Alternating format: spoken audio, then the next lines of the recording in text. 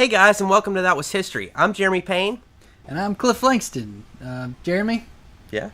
Well, why are you still wearing your hat? I thought I told you that you can't wear hats anymore because they're a crime against nature and all that stuff. Because I want to, because I like hats. Yeah, but if you remember, there have been studies that show if you wear your hat on backwards that your brain's going to fall apart and fall into a pile of mush on the floor. And we don't want to mess up our intelligence now, do we? I guess not. Sorry, buddy. Sorry about that, guys. We just had a little bit of an issue that we had to fix there. But anyway, we've still got 7 great stories for you this week, so be sure to stay tuned. And also, we'll be explaining a little bit about our show and our goals for this YouTube channel at the end of this episode, so be sure to stick around.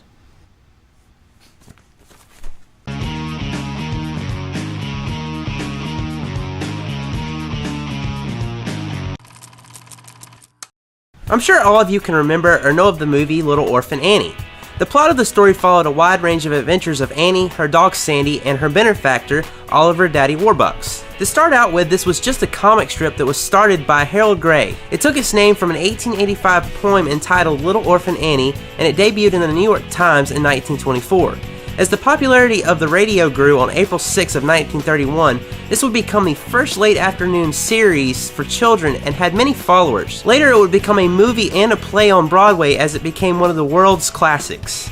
I'm sure many of you are familiar with the Cold War. Simply put, it was a state of political and military tension between the United States and her allies, such as NATO, against the other superpowers at the time, the Soviet Union and her supporters. The majority of the Soviet Union's support came through from the Warsaw Pact. This was a pact between 8 different communist countries in which an agreement of assistance and alliance was made. So basically, the Cold War is democracy versus communism. As you may also be aware, countries such as the United States have never liked the thought of communism as a means of governing a country. They focused so heavily on communism that the term Domino theory was eventually created by President Dwight D. Eisenhower on April 7th of 1954. This theory states that as one country is infected with communism, her surrounding countries will eventually catch this communism disease. More specifically, Eisenhower felt that if French Indochina was lost to communism, then the domino effect would spread across all of Southeast Asia, causing major problems for democracy. Believe it or not, this theory dominated many democratic thinkers all the way up to the Vietnam War and possibly even further. The thing I like about baseball is that it's one-on-one. You stand up there alone, and if you make a mistake, it's all your mistake. If you hit a home run, then it's your home run. Well, 715 home runs later, Hank Aaron got to stand alone and break a record. Interestingly enough, he had hoped to beat the record in the 1973 season, but could not achieve so in the last game of the season. Consequently, over the winter break, he received a bunch of threats and racial remarks about breaking the famous Babe Ruth's record of 714 home runs. Sports Illustrated summarized it like this: is this to be the year in which Aaron, at the age of 39, takes a moonwalk above one of the most hallowed individual records in the American sport? Or will it be remembered as the season in which Aaron, the most dignified of athletes, was besieged with hate mail and trapped by the cobwebs and goblins that lurk in baseball's attic? Even though he endured all of this, he still went on the next season on April 8th of 1974 to hit his 715th career home run.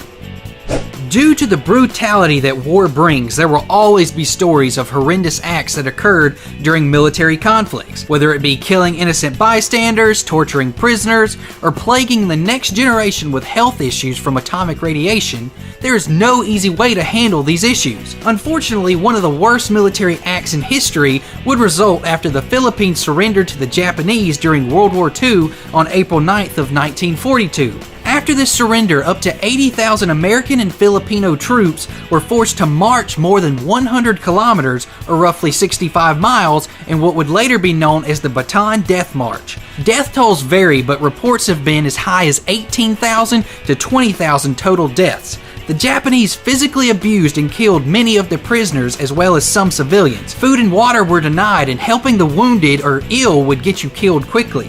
The Allied Military Commission later categorized this act as a war crime, and the Japanese commander who led this march was later convicted and executed in the Philippines in 1946.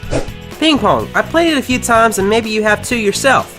I honestly could say that I'm definitely not that great, and I can guarantee you that I would never make it to the Olympics. Well, interestingly enough, this sport would be used in an effort to build better relations between the United States and China. A United States table tennis team would begin a week-long visit to the People's Republic of China at the invitation of the Chinese Communist government on April 10th of 1971. Who would have thought that such a sport could have such an impact on foreign affairs? Apparently today was the day for all of my stories to deal with something military. It's a very interesting coincidence, but I guess we can't stop now. Our event for April 11th occurred in 1990 and was the day that United Kingdom customs officers seized a 130-foot-long barrel that was headed for Iraq. Due to the enormous size, the barrel was thought to belong to a super gun. It was later determined that this gun could potentially reach a range of 600 miles. It is a good thing that this barrel never reached its destination. Wouldn't you agree? If you've been with us for quite some time, you know that we talk a lot about space travel, as it is one of those areas that intrigues us. I bet if we were to ask you off the top of your mind who the first man in space was, you would perhaps say Neil Armstrong. But you would be wrong. While he was the first man to walk on the moon, the first man, Yuri Gagarin, was successfully launched into space on April 12th of 1961. He was a 27-year-old Air Force major who orbited the Earth in 1 hour and 40 minutes. Fun fact for you, after this he became an international idol. So much that on a trip to Manchester it was pouring down rain and Gagarin insisted that the car hood remain back so that the cheering crowd could get a glimpse of him. He stated that if all these people have turned out to welcome me and can stand in the rain, so can I.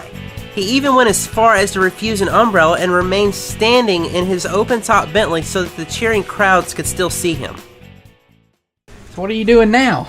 Just learning about history. You know, you told me that I couldn't wear my hat backwards because I'd lose my intelligence. Yeah, I told you that. Something just doesn't feel right. Well, what is it? I don't know, maybe it's this jacket. Well, maybe it is. Here, let me see it. Alright, well, how does that feel? Do you feel any better? It feels better, but I don't know. I mean, I like reading out of this book, but it's just so heavy. Well, here, let me hold it for a second. How about now? Does that feel good? It's a lot lighter, but something just doesn't feel right. I don't feel myself. Oh, I have an idea. Hold on a second. Try this out for size. How's that feel? No, that's me.